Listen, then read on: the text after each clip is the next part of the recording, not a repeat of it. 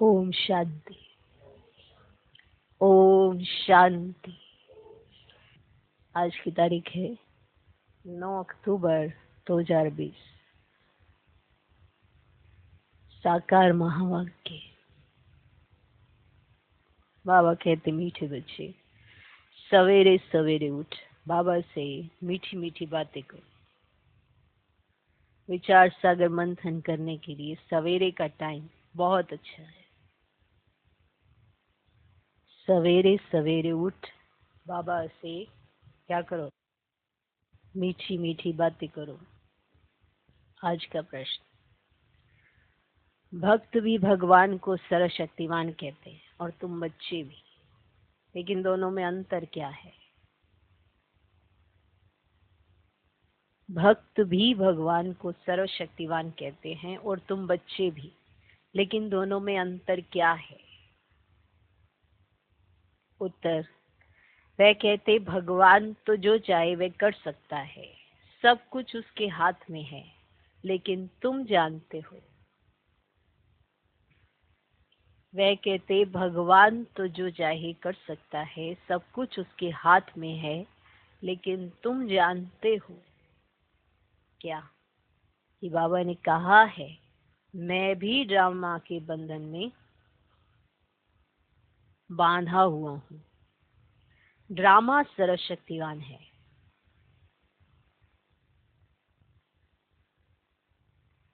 बाप को सर्वशक्तिमान इसलिए कहा जाता क्योंकि उनके पास सर्व को सद्गति देने की शक्ति है।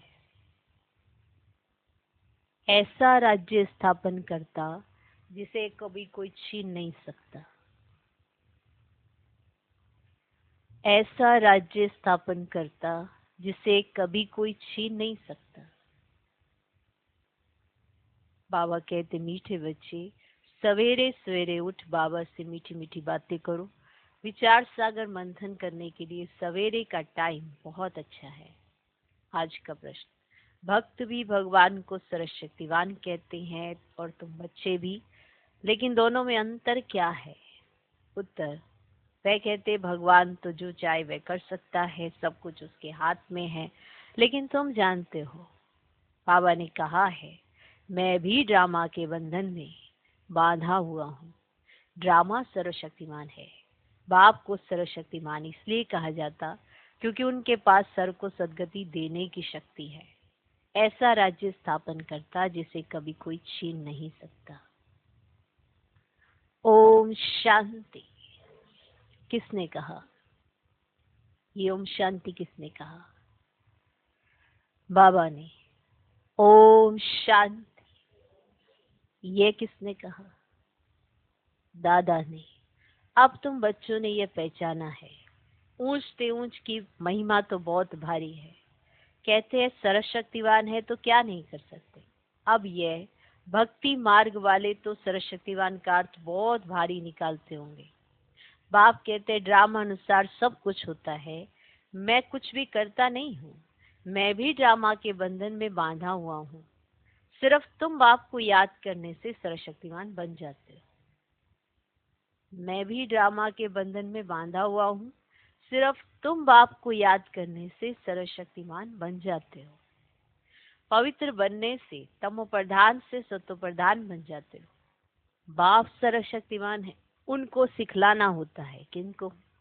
बाबा को। बच्चे, मुझे याद करो तो विक्रम विनाश हो जाएंगे, फिर सर्वशक्तिमान बन विश्व पर राज्य करेंगे। आना बाबा सर्वशक्तिवान है तो वो सिखलाते हैं और ये बताते हैं कि तुम मुझे याद करोगे तो सर्वशक्तियां तुम्हारे पास भी आएंगी और तुम उन्हीं सर्वशक्तियों से विश्व पर राज्य करेंगे।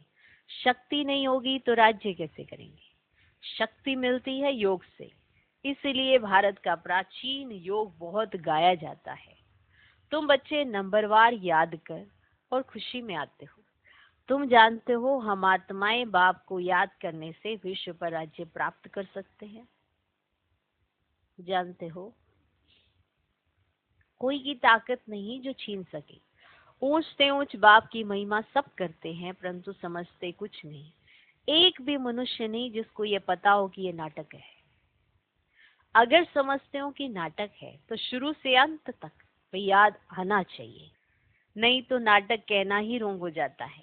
कहते भी हैं या नाटक है, हम पाठ बजाने आए हैं, तो उस नाटक के आदि मध्य अंत को भी जानना चाहिए ना। ये भी कहते हैं हम ऊपर से आते हैं तब तो वृद्धि होती रहती है ना। सत्य हुए तो थोड़े मनुष्य थे, इतनी सब आत्माएं कहाँ से आई? ये कोई समझते नहीं कि अनादि बना बनाया अविनाशी ड्रामा है, जो आदि से अंत तक रिपीट होता रहता है। तुम 22 को शुरू से अंत तक देखो, फिर दोबारा रिपीट करके अगर देखेंगे तो चक्र जरूर हूबहू रिपीट होगा, जरा भी फर्क नहीं होगा। बाप मीठे मीठे बच्चों को कैसे बैठ समझाते हैं, कितना मीठा बाप है। बाबा आप कितने मीठे हो। बाबा बस अभी तो हम चलते हैं अपने सुखधाम में। अब ये मालूम पड़ा है कि आत्मा पावन बन जाएगी तो दूध भी वहां पावन मिलेगा। श्रेष्ठाचारी माताएं बहुत मीठी होती हैं, समय पर बच्चे को आप ही दूध पिलाती हैं, बच्चे को रोने की दरकार ही नहीं होती। ऐसे ऐसे यह भी विचार सागर मंथन करना होता है। सुबह को बाबा से बातें करने से बड़ा मजा आता है। बाबा आप कितनी अच्छी युक्ति बताते हो श्रेष्ठाचारी राज्य स्थापन करने की। फिर हम श्रेष्ठाचारी माताओं की गोद में जाएंगे। अनेक बार हम ही उस सृष्टि में गए हैं, अभी हमारे खुशी के दिन आते हैं। यह खुशी की खुराक है, इसीलिए गायन भी है। अतीन्द्रिय सुख पूछना हो तो गोप गोपियों से पूछो। अब हमको बेहद का बाप मिला है। कौन मिला? हमको फिर से स्वर्ग का मालिक शिष्टाचारी बनाते हैं। कल्प कल्प हम अपना राज्य भाग्य लेते हैं, हार खाते हैं, फिर जीत पाते हैं। अभी बाप को याद करने से ही रावण पर जीत पानी है, फिर हम पावन बन जाएंगे। वहां लड़ाई दुख आदि का नाम नहीं, कोई खर्चा ही नहीं। भक्ति मार्ग में जन्म जन्मांतर कितना खर्चा किया, कितने धक्के खाए, कितने गुरु किए। अब फिर आधा कल्प हम कोई गुरु नहीं करेंगे, शांति धाम सुखधाम जाएंगे। बाप कहते तुम सुखधाम के राही हो, अब दुखधाम से सुखधाम में जाना है। वाह हमारा बाबा कैसा हमको पढ़ा रहे हैं। हमारा यादगार भी यहाँ है, ये तो बड़ा वंडर है। इस दिलवाड़ा मंदिर की तो अपरम अपार महिमा है। अभी हम राजयोग सीखते हैं, उसका यादगार तो जरूर बनेगा ना। ये हूबहू हमारा यादगार है। बाबा मम्मा और बच्चे बैठे नीचे योग सीख रहे हैं, ऊपर में स्वर्ग की राजाई है। झाड़ में भी कितना क्लियर है। बाबा ने कैसे साक्षात्कार कराए, फिर चित्र बैठ बनवाए हैं। बाबा ने ही साक्षात्कार कराया और फिर करेक्ट भी किया। कितना वंडर है। सारी नई नॉलेज है, किसको भी इस नॉलेज का पता ही नहीं है, बाप ही बैठ समझाते हैं। मनुष्य कितना तमो प्रधान बनते जाते हैं, मनुष्य सृष्टि बढ़ती जाती है, भक्ति भी वृद्धि को पाते पाते तमो प्रधान बनती जाती है। यहाँ अब तुम सतो प्रधान बनने का पुरुषार्थ करते हो। गीता में भी अक्षर है, मन मना भव। सिर्फ यह नहीं जानते कि भगवान कौन है। अब तुम बच्चों को सवेरे सवेरे उठकर विचार सागर मंथन करना है कि मनुष्यों को भगवान का परिचय कैसे दें। भक्ति में भी मनुष्य सवेरे सवेरे उठकर कोठी में बैठ भक्ति करते हैं। मैं भी विचार सागर मंथन हुआ ना। अभी तुमको ज्ञान का तीसरा नेत्र मिलता है। पाप तीसरा नेत्र देने की कथा सुनाते हैं, इसको ही फिर तिजरी की कथा कहा जाता है। तिजरी की कथा भी सही कह दिया है। तिजरी की कथा, अमर कथा, सत्यनारायण की कथा भी मशहूर है। सुनाने वाला एक ही बाप है जो फिर भक्ति मार्ग में चलती है। ज्ञान से तुम बच्चे सॉल्वेंट बनते हो, इसलिए देवताओं को पदमपति कहते हैं। देवताएं बहुत धनवान पदमपति बनते हैं। कलयुग को भी देखो और सत्युग को भी देखो, रात दिन का फर्क है। सारी दुनिया की सफाई होने में टाइम लगता है ना। ये बेहद की दुनिया है। क्या है ये? क्या है? पढ़ा कौन रहे हैं? भारत है ये अविनाशी खंड, ये कभी प्राय लोप होता नहीं। एक ही खंड रहता है आधा कल्प। फिर और खंड इमर्ज होंगे नंबरवार। तुम बच्चों को कितना ज्ञान मिलता है। बोलो, वर्ल्ड की हिस्ट्री ज्योग्राफी कैसे चक्कर लगाती है, आकर समझो। प्राचीन ऋषि मुनियों का कितना मान है, परंतु वे भी सृष्टि के आदि मध्य अंत को नहीं जानते। वे हठ योगी हैं। हाँ, बाकी उनमें पवित्रता की ताकत है जिससे भारत को थमाते हैं, नहीं तो भारत पता नहीं क्या हो जाता। मकान को पोछी आदि लगाई जाती है तो शोभा होती है। भारत महान पवित्र था, वे अभी पतित बना है। वहां तुम्हारा सुख भी बहुत समय चलता है। तुम्हारे पास बहुत धन रहता है। तुम भारत में ही रहते थे, तुम्हारा राज्य था, कल की बात है। फिर बाद में अन्य धर्म आए हैं, उन्होंने आकर कुछ सुधार कर अपना नाम भला किया है। अब वे भी सब तमो प्रधान बन गए हैं। अब तुम बच्चों को कितनी खुशी होनी चाहिए। ये सब बातें नए को नहीं सुनानी है। पहले पहले तो बाप की पहचान देनी है। बाप का नाम, रूप, देश, काल जानते हो। ऊंच से ऊंच बाप का पाठ तो मशहूर होता है ना। अभी तुम जानते हो वे बाप ही हमको डायरेक्शन दे रहे हैं। तुम फिर से अपनी राजधानी स्थापन कर रहे हो। तुम बच्चे मेरे मददगार हो। तुम पवित्र बनते हो। तुम्हारे लिए पवित्र दुनिया जरूर स्थापन होनी है। तुम ये लिख सकते हो कि पुरानी दुनिया बदल रही है, फिर ये सूर्यवंशी चंद्रवंशी राज्य होगा, फिर रावण राज्य होगा। चित्रों पर समझाना बहुत मीठा लगता है। इनमें तिथि तारीख सब लिखा हुआ है। भारत का प्राचीन राजयोग माना याद से विक्रम विनाश होते हैं और पढ़ाई से स्टेटस मिलती है। दैवी गुण धारण करने हैं। हाँ, इतना जरूर है, माया के तूफान लगेंगे, आएंगे माया के तूफान। सवेरे उठकर बाबा से बातें करना बड़ा अच्छा है। भक्ति और ज्ञान दोनों के लिए ये टाइम अच्छा है। मीठी मीठी बातें करनी चाहिए। अभी हम श्रेष्ठाचारी दुनिया में जाएंगे। बूढ़ों के दिल में तो ये रहता है ना कि हम शरीर छोड़ गर्भ में जाएंगे। बाबा कितना नशा चढ़ाते हैं। ऐसी ऐसी बातें बैठ करो तो भी तुम्हारा जमा हो जाए। शिव बाबा हमको नरकवासी से स्वर्गवासी बना रहे हैं। पहले पहले हम आते हैं, सारा ऑलराउंड पार्ट हमने बजाया है। अब बाबा कहते हैं इस छीछी चोले को छोड़ दो। क्या करो? छोड़ दो। देश सहित सारी दुनिया को भूल जाओ। यह है बेहद का संन्यास। वहां भी तुम बूढ़े होंगे तो साक्षात्कार होगा। हम बच्चा बनते हैं, खुशी होती है। बचपन तो सबसे अच्छा है। ऐसे ऐसे सवेरे बैठ विचार सागर मंथन करना है। पॉइंट्स निकलेंगी तो तुमको खुशी होगी। खुशी में 1 घंटा 1.5 बीत जाता है। माना 1 घंटा 1.5 घंटा बीत जाता है। किसमें? खुशी में। जितनी प्रैक्टिस होती जाएगी उतनी खुशी बढ़ती जाएगी। बहुत मजा आएगा। फिर घूमते फिरते याद करना है। फुर्सत बहुत है। हाँ, विघ्न पड़ेंगे, उसमें कोई शक नहीं। धंधे में मनुष्य को नींद नहीं आती। सुस्त लोग नींद करते हैं। तुम जितना हो सके शिव बाबा को याद करते रहो। तुमको बुद्धि में रहता है शिव बाबा के लिए हम भोजन बनाते हैं, शिव बाबा के लिए हम यह करते हैं। भोजन भी शुद्धि से बनाना है। ऐसी चीज ना हो जिससे खिटपिट हो जाए। बाबा खुद भी याद करते हैं। अच्छा,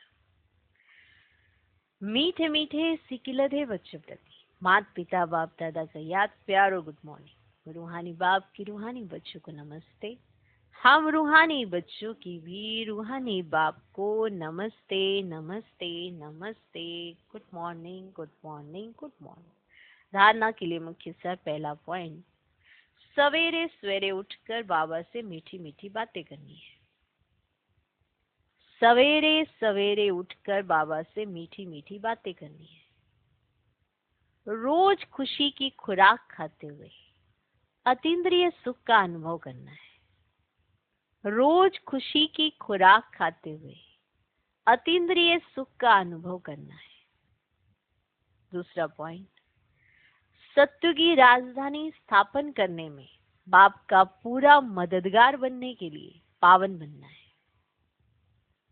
सत्य की राजधानी स्थापन करने में बाप का पूरा मददगार बनने के लिए पावन बनना है। याद से विकर्म विनाश करने हैं।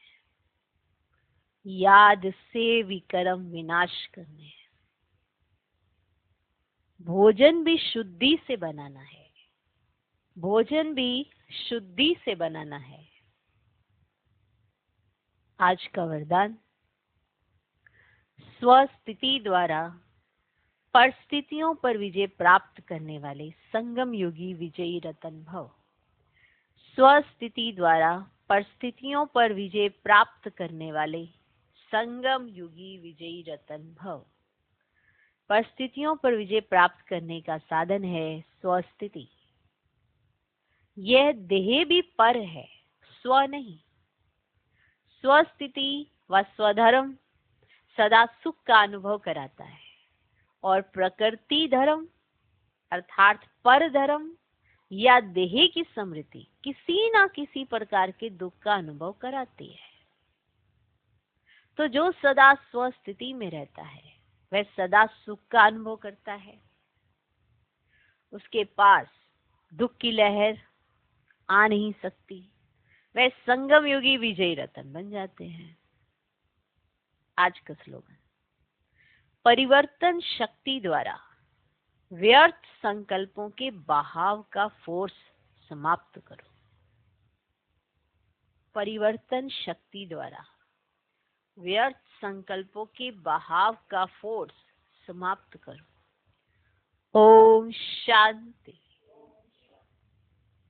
मातेश्वरी जी के अनमोल महावाक्य। इस अविनाशी ईश्वरीय ज्ञान प्राप्त करने के लिए कोई भी भाषा सीखनी नहीं पड़ती। अपना जो ईश्वरीय ज्ञान है वो बड़ा ही सहज और मीठा है। इससे जन्म जन्मांतर के लिए कमाई जमा होती है। ये ज्ञान इतना सहज है जो कोई भी महान आत्मा, अहिल्या जैसी पत्थर बुद्धि, कोई भी धर्म वाला बालक से लेकर वृद्ध तक कोई भी प्राप्त कर सकता है। देखो, इतना सहज होते भी दुनिया वाले इस ज्ञान को बहुत भारी समझते हैं। कोई समझते हैं जब हम बहुत वेद शास्त्र उपनिषद पढ़कर बड़े बड़े विद्वान बने उसके लिए फिर भाषा सीखनी पड़े, बहुत हठयोग करे तभी प्राप्ति हो सकेगी। लेकिन यह तो हम अपने अनुभव से जान चुके हैं कि यह ज्ञान बड़ा ही सहज और सरल है, क्योंकि स्वयं परमात्मा पढ़ा रहा है। इसमें ना कोई हठ क्रिया, ना जप तप, ना शास्त्रवादी पंडित बनना, ना कोई इसके लिए संस्कृत भाषा सीखने की जरूरत है। ये तो नेचुरल आत्मा को अपने परम पिता परमात्मा के साथ योग लगाना है। भले कोई इस ज्ञान को ना भी धारण कर सके तो भी सिर्फ योग से भी बहुत फायदा होगा। इससे एक तो पवित्र बनते हैं, दूसरा फिर कर्म बंधन भस्मीभूत होते हैं और कर्मातीत बनते हैं।